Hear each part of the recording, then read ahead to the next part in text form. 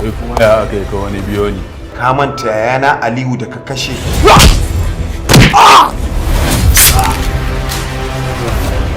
Duk wani abu da na rasa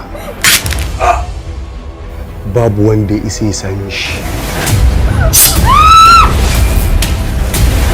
Kafin ne jana'izarta duk sai na kashe ku wallahi. Har ya kashe ƙaramin ɗan lawa ha.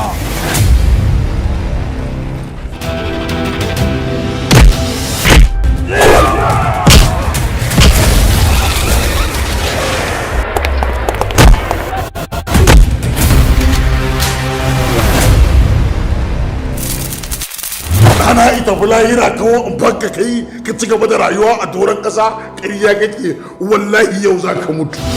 Yaya aka ka fito ta ina ka biyo bai ganka ba? Ya ganni. Kuma ya kyale ka? Ya zai kyale ni rike ne yayi. Na saka. Ne asuba hancinsa na raga-ragaje shi.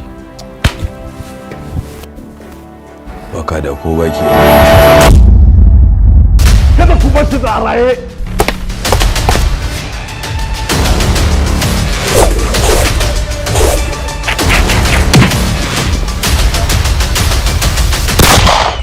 Haka kaddara ta zo, ko da su ba su kashe ni ba zan wuce wa'adin kwanakin da mahalicci ya rubuto min ba.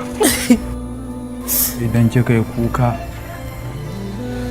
lalle ruhina ba zai samu salama ba. Ki mun addu'a. Tafi muka babara. Dan Allah dan annabi kan ku tafi da shi ku yi hakuri ku. Wannan abun da ya same shi kaman wani abu ne da ya kama da kankarar zunubi akan abubuwan da ya aikata.